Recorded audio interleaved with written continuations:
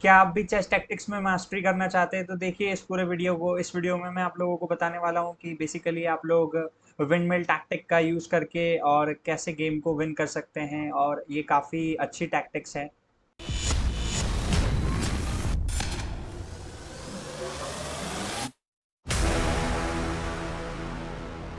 इस वीडियो में मैं आप लोगों को बताऊंगा विंडमिल टैक्टिक। विंडमिल टैक्टिक का मतलब ऐसा होता है कि एक्चुअली हम लोग बिशप और रुक से इस तरीके की पोजीशन फॉर्म कर लेते हैं कि हम लोग रिपीटेडली चेक्स दे दे करके मटेरियल गेन करते हैं। जैसे इस पोजीशन में व्हाइट ने प्ले किया है बिशप F6। अब एक्चुअली क्या हो रहा है, व्हाइट की क्वीन लूज हो रही है। सो यहाँ पर ब्लैक ने प्ले किया क्वीन क्रॉस H5, और यहाँ पर विंडमिल टैक्टिक ने अपना रूक ले लिया है, रुक क्रॉस G7 चेक। अब यहाँ पर किंग H8 फोर्स है गाइस। इसके बाद में रुक रुक cross F7 check, king G8, रुक G7 चेक, किंग H8। इसके बाद में guys rook cross B7 check.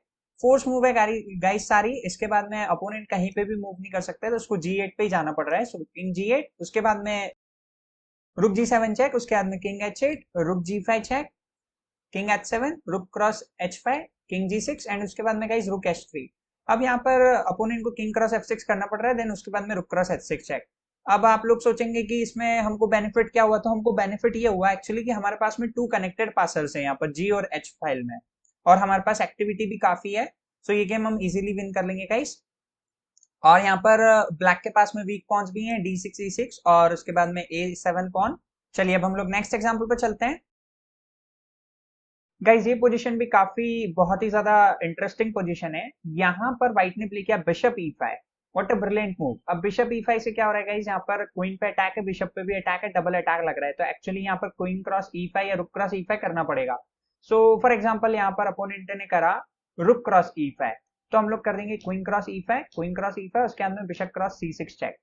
अब यहाँ पर किंग B8, रुक B7, किंग A8, एंड रुक B6 से मेटी हो गई। यहाँ पर रुक B6 से भी हो गई और रुक B5 से भी हो गई। और यहाँ पर अगर जहां पर हमने बिशप E5 करा था, अपोनेंट अगर यहाँ पर क्वीन E5 करता, तो सिंपली हम लोग बिशप C6 चेक खेल सकते थे। और उसके बाद सिंपल फिर वो किंग B8 खेलता, देन रुक B7 चेक, किंग A8, और उसके बाद में रुक B5 से फिर से चेकमेट हो जाती। तो काफी इंटरेस्टिंग टैक्टिक है गाइज, ये एंड मौके पे हमको बचाती है। चलिए अब हम लोग नेक्स्ट एग्जाम्पल पर चलते हैं। गाइज ये पोजीशन जो है ये फ्रॉम ब्लैक साइड है। सो इस पोजीशन में ब्लैक ने बहुत ही ज्यादा इंटरेस्टिंग मूव प्ले करी है, वो है यहाँ पर queen to H4।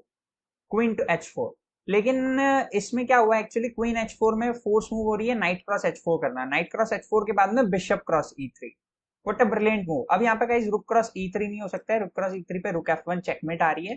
So kind of रुक ओवरलोडेड है, यहाँ पर वो मेट भी बचा रहा है और बिशप को और नाइट पे भी अटैक कर रहा है। So that's why knight G6 check, H G6। इसके बाद में गाइस अपोनेंट ने G3 प्ले किया, एंड देन उसके बाद में रुक E2 चेक। यहाँ पर अब हमारी विंडमिल टैक्टिक शुरू हो गई है। सो किंग H1, रुक cross E1 check, king G2, रुक G1 चेक, किंग H3। और आप लोग देख सकते हैं गाइस फोर्सिंग मूव का क्या यूटिलाइजेशन होता है, क्या यूज होता है गेम में। देखिए यहाँ पर हम बिल्कुल भी टाइम नहीं दे रहे अपोनेंट को, चेक चेक चेक का यूज करके हम यहाँ पर चेकमेट उसकी फॉर्म कर रहे हैं। मेटिंग नेट में अपोनेंट के किंग को लेकर के जा रहे हैं। Night F2 check, king H4, rook F4 check. What a brilliant move. अब यहाँ पर गाइस फोर्स मूव हो गई है कि यहाँ पर अपोनेंट को G क्रॉस H4 करना ही पड़ेगा। अगर नहीं करता है तो उसकी चेकमेट भी हो सकती है, और दूसरी चीज हम लोग क्वीन भी विन कर सकते हैं। For example king G5, then रुक D4 चेक, और सिंपली हम लोग क्वीन विन कर लेंगे। और अगर यहाँ पर अगर वो कैप्चर कर देता है G क्रॉस F4, देन रुक G4 से चेकमेट हो जाएगी। तो काफी इंटरेस्टिंग एग्जांपल था ये। चलिए अब हम लोग नेक्स्ट पोजीशन पर चलते हैं, नेक्स्ट एग्जांपल पर। गाइज ये position from white to play है, और व्हाइट ने क्या फैंटास्टिक मतलब यहाँ पर विंडमिल टैक्टिक फॉर्म की है। यहाँ पे व्हाइट ने खेला bishop D4, knight cross F3 check, queen cross F3 force है, एंड देन E5, एंड उसके बाद में guys H6। What a brilliant move. अब यहाँ पर गाइस फोर्स मूव है कि अपोनेंट को क्वीन E7 जाना पड़ रहा है, देन रुक टू E2। अब एक्चुअली प्रॉब्लम क्या हो रही है कि ये पॉन तो पिन है E5 वाली, और यहाँ पर क्वीन E7 वाली भी पिन है एक्चुअली। क्योंकि अगर ये पॉन पुश हो जाएगा, पॉन इधर कैप्चर हो जाएगा, तो क्वीन पट जाएगी। सो दैट्स व्हाई यहाँ पर अब अपोनेंट ने खेला rook into G5, and then rook into E5। What a brilliant move. अब यहाँ पर हमारी डिस्कवर अटैक की थ्रेट है, डिस्कवर चेक की थ्रेट है, और यहाँ पर हम लोग काफी इंपॉर्टेंट मूव्स प्ले करना चाह रहे हैं। लेकिन यहाँ पर अपोनेंट ने क्वीन D6 क्रॉस पिन लगा दी। जब हम पिन करते हैं अपोनेंट के पीस को और अपोनेंट हमारे पीस को पिन कर देता है तो उसको क्रॉस पिन बोलते हैं। तो यहाँ पर क्वीन D6 पे अब रुक E5 आ चुका है, तो अब क्वीन D6 आ चुकी है। अब उसके बाद में हमने यहाँ पर what a brilliant move, queen G3। Queen G3 बहुत ही अच्छी मूव है, क्योंकि एक्चुअली यहाँ पर रुक इंटू G3 नहीं हो सकता है, वरना ये पिन क्लोज हो जाएगी और उसके बाद में रुक इंटू E8 से डबल चेक में मेट हो जाएगी। किंग कहीं पे भी मूव नहीं कर सकता है, ना क्वीन बीच में जा सकती है, ना रुक बीच में जा सकता है, कुछ भी नहीं हो सकता इस पोजीशन में, डबल चेकमेट हो जाएगी। सो क्वीन G3 पे अपोनेंट ने प्ले किया queen into H6 check, and then उसके बाद में गाइस क्वीन H3।